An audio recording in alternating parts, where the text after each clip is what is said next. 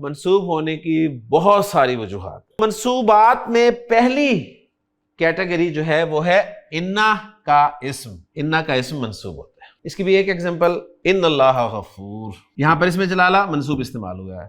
ہر جگہ اللہ کے معنی اللہ ہی ہیں، مرفوع صورت میں بھی، منصوب صورت میں بھی، مجرور صورت میں بھی. دوسری صورت اسم کے منسوب ہونے کی کب بنی تھی؟ ماں کی خبر. جملہ اسمیہ کو ماں کے ذریعے منفی بنایا تھا تو ماں نے کیا کیا تھا؟ خبر کو منسوب نہیں کیا تھا، ماں کی خبر. اور اس کے لیے قرآن سے ایک ہی ایگزامپل ما ھذا بشرن. بشرن منسوب کیوں ہے؟ ماں کی خبر ہونے کی وجہ سے. تیسری وجہ اسم کے منسوب ہونے کی ہے لائے نفی جنس کا اسم.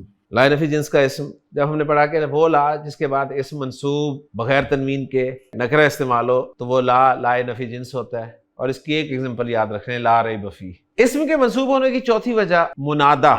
لیکن ہر منادا نہیں، وہ منادا جو مضاف ہو. منادا جو ہوتا ہے یہ مفعول کے قائم مقام ہوتا ہے. اس کے منسوب ہونے کی وجہ جو ہے نا وہ مفعول کا قائم مقام ہونا ہوتا ہے. اس کو مفعول ہی کنسیڈر کرتے ہیں گرامر والے. تو ہمیں ظاہر میں جو جو منسوب نظر آ رہا ہے وہ ہم اس لسٹ میں لے کے آ رہے ہیں. تو منادا مضاف ہمارا چوتھا منسوب ہوگا. منادا مضاف قرآن سے ایک ایگزامپل یا بنی اسرائیل، یا اخت ہارون، مرکب اضافی والی کنسٹرکشن میں نا، یا نساء النبی. بہت ساری ایگزامپلس ہیں، ان میں سے ایک ایگزامپل جو آپ کو یاد رہ سکتی ہے یا بنی اسرائیل. اس ایگزامپل میں یہ فائدہ ہوگا نا، آپ کو یاد رہے گا کہ منصوب جو ہے وہ صرف زبری نہیں ہوتا. تو یا بنی اسرائیل، تو یہاں پر بنی جو ہے یہ منصوب ہے. کیوں؟ یا حرف ندا کی وجہ سے. منصوبات میں پانچویں وجہ اسم کے منصوب ہونے کی ہے مفعول. تو یہ جو مفعول آپ نے پڑھا ہے نا ابھی تک جملہ فعلیہ میں استعمال ہونے والا، اس کا پورا نام ہے مفعول بہ. یہ اس وقت تک ہم اسے مفعول کہتے رہے جب ہمارے سامنے مفعول صاحب صرف ایک ہی تھے.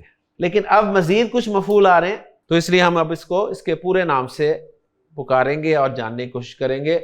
تو وہ مفعول جسے ہم مفعول کہتے ہیں اس کا پورا نام ہے مفعول بہ، یعنی وہ اسم جس پر فعل واقع ہو. جس پر فعل واقع ہو وہ مفعول بہ کہلاتا ہے. اور اس کی ایک ایگزامپل خلق اللہ الانسان. الانسان منصوب کیوں ہے؟ مفعول بہ ہونے کی وجہ سے.